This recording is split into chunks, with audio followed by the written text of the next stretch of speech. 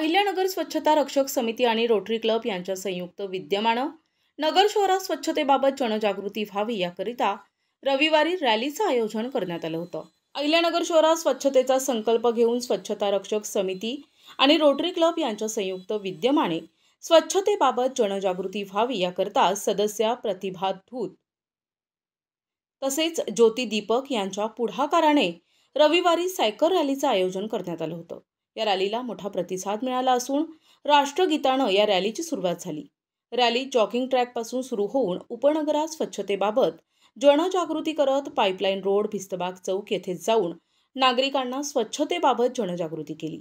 या रॅलीमध्ये स्वच्छता रक्षक समिती, हरियाली संस्था, Ahilyanagar cyclist association, Naitik foundation, Niranjan सेवाभावी संस्था, युवान, blue gem foundation, government engineering college, Indian dental association Nagar branch, rotary club of Ahmednagar, rotary club of Ahmednagar central, rotary club of Ahmednagar Priyadarshini, rotary club of Ahmednagar midtown, rotary club of Ahmednagar dignity, rotary club of Ahmednagar integrity, lioness club of Ahilyanagar Tejodeep, Maheshwari युवा संघ, fitness world माझीबाग, Ahilyanagar Indian medical association अशा एकूण 20 संस्थांचे प्रतिनिधी उपस्थित होते।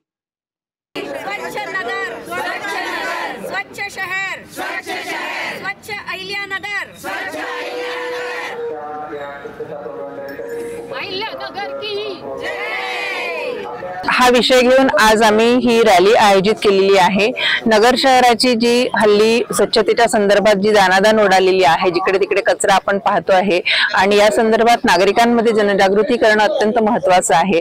आणि यासाठी म्हणून आम्ही नगर शहरातले सगळे रोटरी क्लब, स्वच्छता रक्षक समिती, हरियाली संस्था आणि युवान संस्था आणि प्रशांत दरेकर सर त्यांची संस्था आणि अशा अनेक वेगवेगळ्या छोट्या छोट्या संस्था नगरमध्ये ज्या कार्यरत आहेत त्या सगळ्या संस्थांनी एकत्रित येऊन या नगर शहरातल्या नागरिकांमध्ये एक स्वच्छतेसंदर्भात आणि पुढील पिढीसाठी एक स्वच्छ वातावरण निर्मितीसाठी जनजागृती व्हावी या दृष्टिकोनातून ही रॅलीचं आयोजन केलेलं आहे।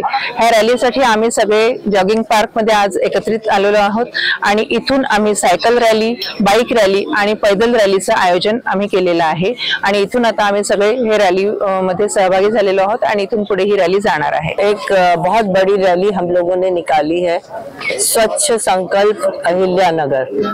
बात क्या हुई कि जो यहाँ पर हम देख रहे हैं सब जगह जगह कचरों के ढेर, प्लास्टिक के ढेर जो दिखाई दे रहे हैं, उससे सभी नागरिक बहुत त्रस्त हो गए और सबको लगा कि हम सब सम्मिलित होके कोई बड़ा रैली या कुछ ऐसा करें कार्य जिससे कि लोगों को समझ में आए, खास तौर से कॉरपोरेशन को और यहाँ के जो अधिकारी हैं उनको सबको समझ में आए कि भाई क्या जो इतनी दुर्दशा हो रही है उसका ठीक करने की बहुत आवश्यकता है।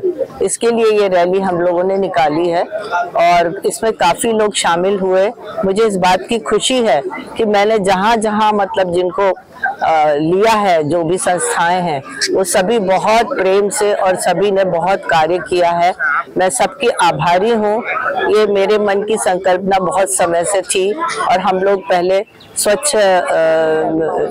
स्वच्छता दूत पर एक हमने ग्रुप बनाया था, उसके द्वारा हमने काफी जागरूक किया था नागरिकों को और अभी ये जो हो रहा है इससे और जागरूक होंगे नागरिक भी और साथ में हमारे कॉर्पोरेशन और अधिकारी भी। नमस्कार, मी rotary Dadasaheb Karanjore, rotary club of Ahmednagar.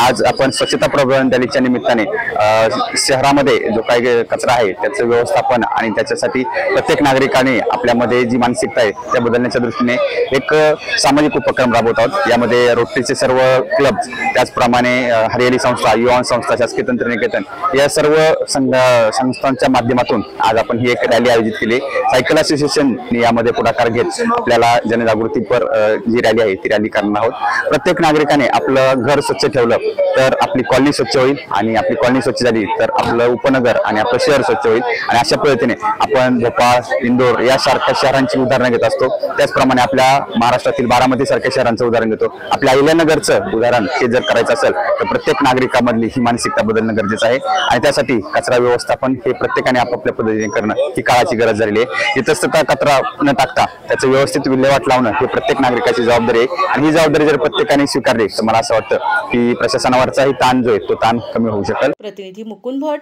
NTV news Marathi, Ahmednagar.